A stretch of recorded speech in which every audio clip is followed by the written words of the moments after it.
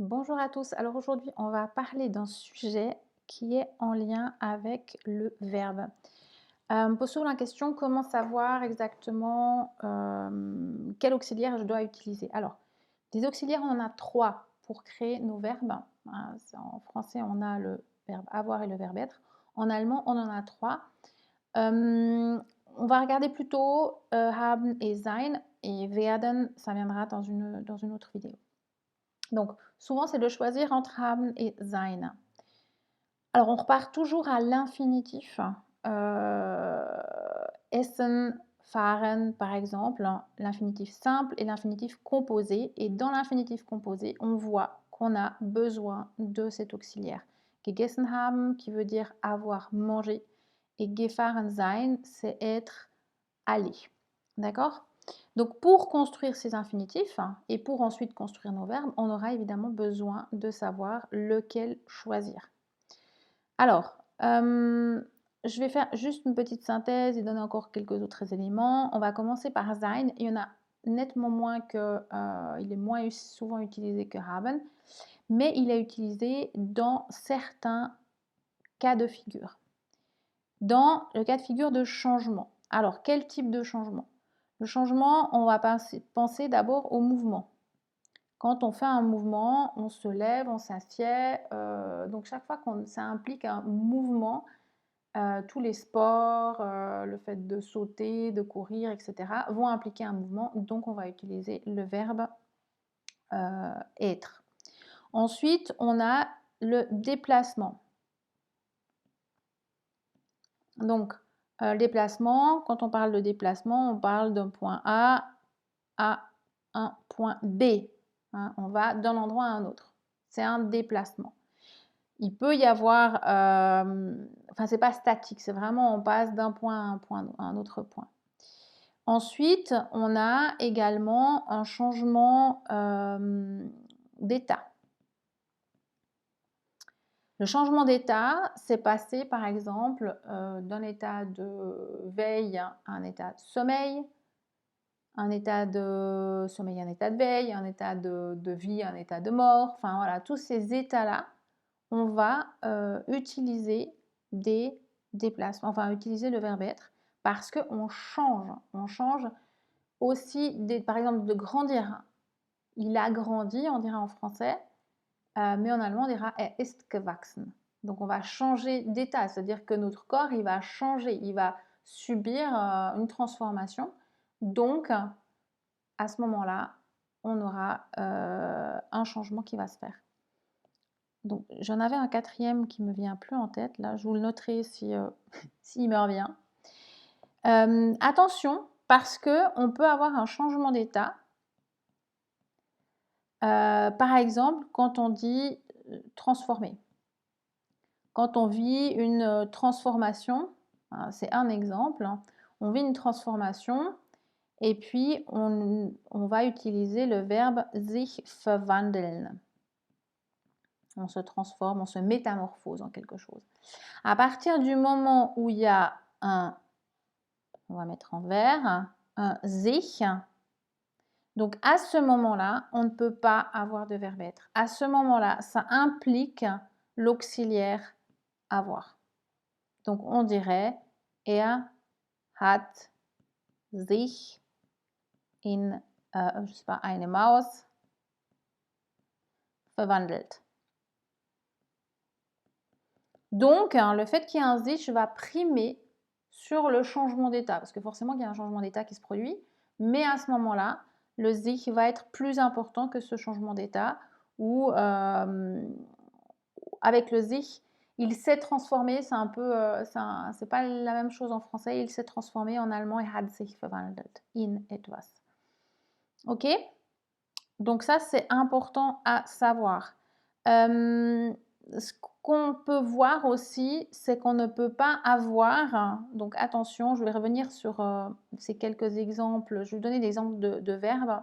Attention aussi, tous les verbes transitifs, donc transitifs pour ceux qui ne s'en souviennent plus ou qui étaient à l'école il y a longtemps, ou qui ne l'ont peut-être simplement pas appris, c'est les verbes qui demandent un complément d'objet direct ou on appelle aussi un complément de verbe direct. Je vous donne un exemple, par exemple, c'est l'exemple qu'on cite tout le temps, mais bon voilà, je mange une pomme, je mange quoi? Alors, ça peut être un qui hein, aussi si c'est pas le fait de manger.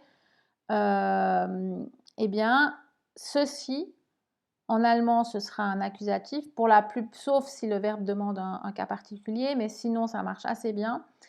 Et chaque fois qu'un verbe demande un accusatif, demande un COD ou un CVD, eh bien, on ne peut pas avoir de verbe être dans le temps composé actif.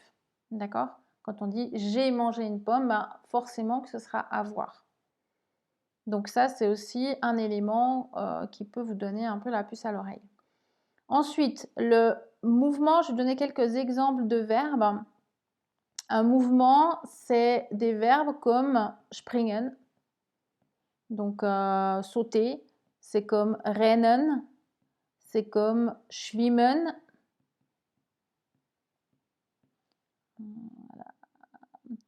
Voilà. Donc en lien avec le sport. Mais attention, par exemple, on dira Sport treiben. Donc on fait une activité sportive, mais c'est hat getrieben. Parce que on dit on fait une activité sportive, mais on ne parle pas du mouvement, enfin de l'activité. C'est pas ce sur quoi on met l'accent sur le fait qu'on fait quelque chose. Et puis treiben demande l'accusatif. Donc à ce moment-là, il n'y a pas de déplacement. Même si le sport en soi implique un déplacement, dans ce cas-là, parce qu'on met l'accent sur le fait de faire quoi? Faire quelque chose du sport. Hein. Donc à ce moment-là, il n'y aura pas de déplacement dans le verbe treiben. D'accord? Donc faire attention. Vous avez le verbe gehen. Ça, c'est plus un déplacement, mais c'est aussi un mouvement. Donc voilà, tout ce qui est en lien avec le mouvement. Il y a 4 verbes que je vais vous donner parce qu'ils sont quand même assez importants. Et c'est des verbes qui sont en lien avec les prépositions mixtes. Alors, je ferai une vidéo pour les prépositions mixtes. Mais, ça enregistre toujours, c'est bon. Ces prépositions mixtes, donc je vous enjoins à aller regarder la vidéo que j'ai fait là-dessus. Je ne l'ai pas encore faite, mais elle sera bientôt là. Donc, ce sont des verbes comme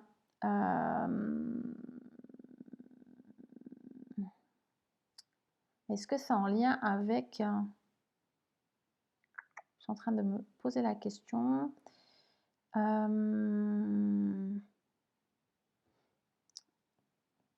Par exemple, sich setzen, savoir, s'asseoir. Oui, ils sont en lien quand même. Sich setzen, s'asseoir, c'est hat sich gesetzt. Simplement parce qu'on a un sich. Donc, c'est ça qui va primer. D'accord? Hängen,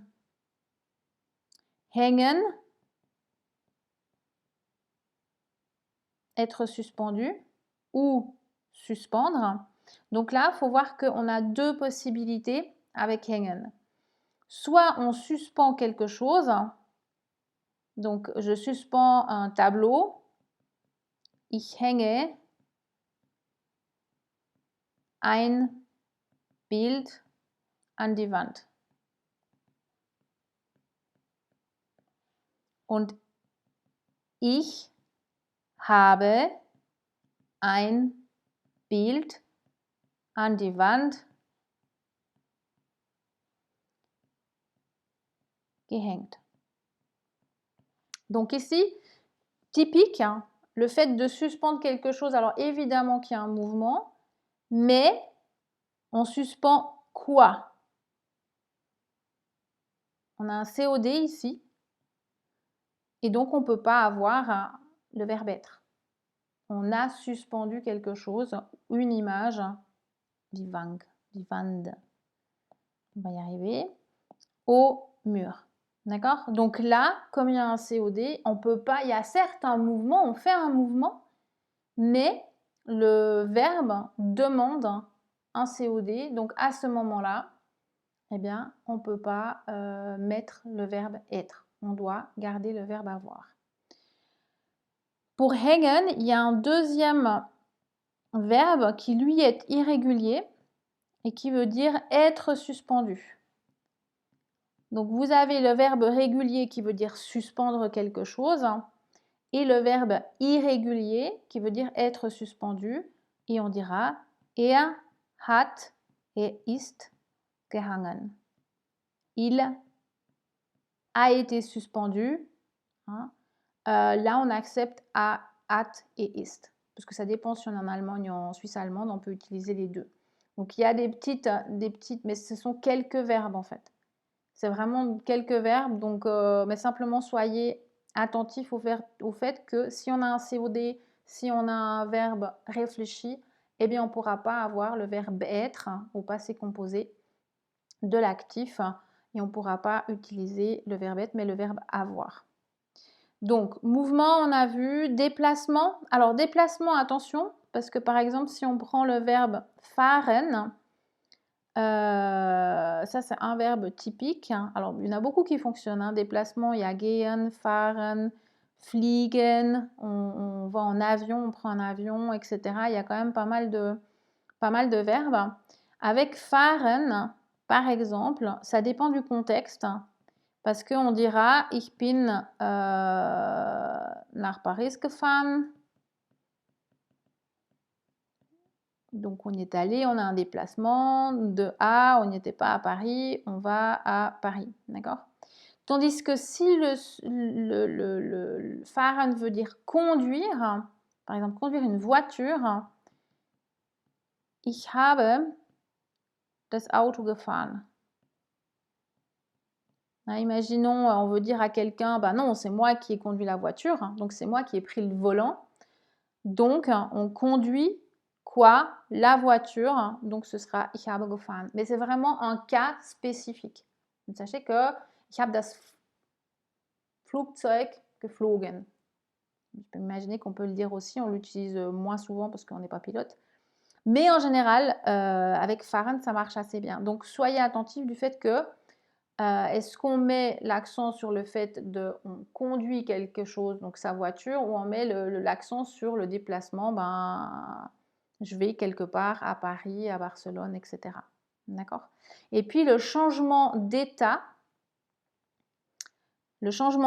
c'est vraiment quand on passe d'un état à un autre. Et là, c'est sterben, par exemple, mourir, wachsen, ça veut dire grandir, einschlafen, donc s'endormir. Par exemple, si on regarde, ich habe letzte Nacht gut geschlafen. Donc, j'ai bien dormi la nuit dernière. On ne change pas d'état, on dort. On peut dormir bien ou mal, mais on dort. Par contre, on dira ich bin gestern spät eingeschlafen. Donc, ce qu'on voit, c'est qu'une petite particule séparable, hein, einschlafen, va changer complètement ce qu'on veut dire quelque part. C'est-à-dire que c'est le fait de s'endormir. Donc, quand on s'endort, on passe d'un état de veille à un état de sommeil. Et donc, à ce moment-là, le fait de s'endormir va demander aussi de changer d'auxiliaire.